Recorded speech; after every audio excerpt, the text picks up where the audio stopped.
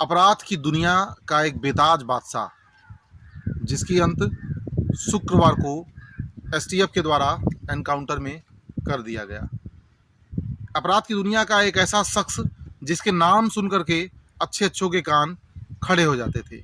जी हाँ, मैं बात कर रहा हूँ विनोद उपाध्याय की, जिसका एसटीएफ के द्वारा शुक्रवार में मुठभेड़ के दौरान एनकाउंटर कर दिया गया, जिसमें उसकी मृत्यु हो गई। आइए जानते हैं कौन था विनोद उपाध्याय और इसकी शुरुआत से लेकर के अंत तक की कहानी क्या है। जी हाँ, मैं हूं देवव्रत पांडे और आप देख रहे हैं news on the way. Vinod Upadhyay जो मूल रूप से अयोध्या के मुइया माया बाजार का रहने वाला था, 20 साल पूर्व विनोद उपाध्याय के पिता परिवार सहित गोरखपुर आते हैं। वह गोरखनाथ क्षेत्र के धर्मशाला में बस जाते हैं और यहीं से वो सूद का कारोबार शुरू करते हैं। सूद के बड़े कारोबारी थे विनोद उपाध्याय के पिता राजकुमार उपाध्याय, जिसमें विनोद उपाध्याय समेत इनके 2 छोटे भाई सूद के काम में शामिल हो जाते हैं और इस काम को तेजी से करने लगते हैं। काम तेजी से फलने फूलने लगता है। अपने गोरखपुर क्या कहें, पूरे पूर्वांचल में ये सूद के कारोबारी के नाम से जाने लगे, लोग इनको जानने लगे। उसके बाद विनोद उपाध्याय ने राजनीति में एंट्री मारी।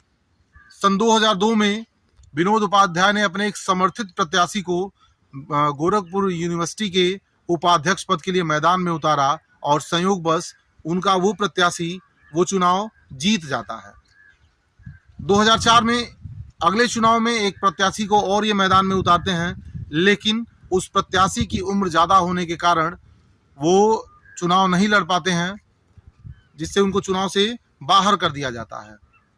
राजनीति में पकड़ इस तरह से विनोद उपाध्याय की बढ़ती चली जाती है। एक प्रत्याशी उनका अध्यक्ष का चुनाव जीत चुका था और धीरे धीरे बड़े नेताओं के साथ विनोद उपाध्याय का साठगांठ बैठने लगा और लोगों से इसका परिचय बढ़ता चला गया। करीब 10 साल यूनिवर्सिटी से जुड़े होने के नाते नए लड़कों का समूह, एक बड़ा सा समूह विनोद उपाध्याय से जुड़ता है और विनोद उपाध्याय एक गैंग बना लेता है। राजनीति में लंबे समय से जुड़े होने के नाते बसपा के द्वारा विनोद उपाध्याय को गोरखपुर के सदर सीट से चुनाव प्रत्याशी बनाया गया और वो चुनाव लड़ा भी। खुद बसपा सुप्रीमो मायावती जी ने भी विनोद उपाध्याय के लिए गोरखपुर में रैली निकाली थी, लेकिन इसके बावजूद भी विनोद उपाध्याय को जीत हासिल नहीं होती है। उस चुनाव में इन्हें 4था स्थान हासिल होता है। इसके बाद से पीडब्ल्यूडी कांड को अंजाम दिया जाता है। हालांकि उस कांड में विनोद उपाध्याय के ही लोग मारे गए थे। एक बड़ा कांड था। उस पीडब्ल्यूडी कांड के बाद से विनोद उपाध्याय का नाम चर्चों में आ गया और ये चर्चा थमा नहीं, ये चर्चा उसके बाद से बढ़ता चला गया। राजनीति के साथ साथ विनोद उपाध्याय ठेका लेने का भी काम शुरू कर दिया।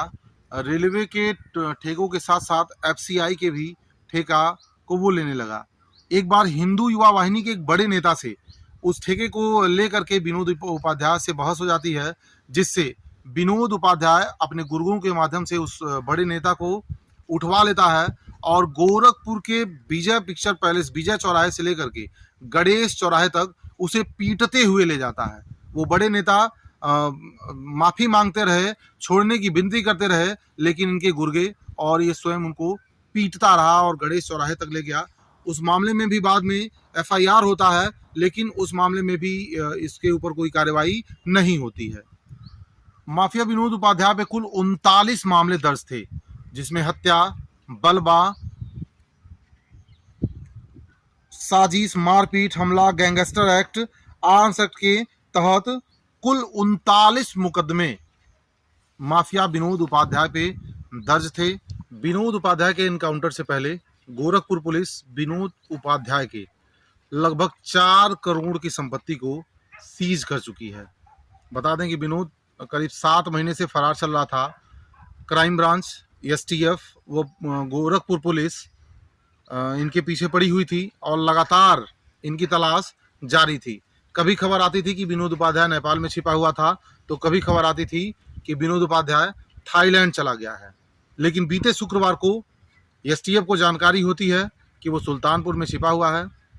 एसटीएफ से उसकी मुठभेड़ होती है।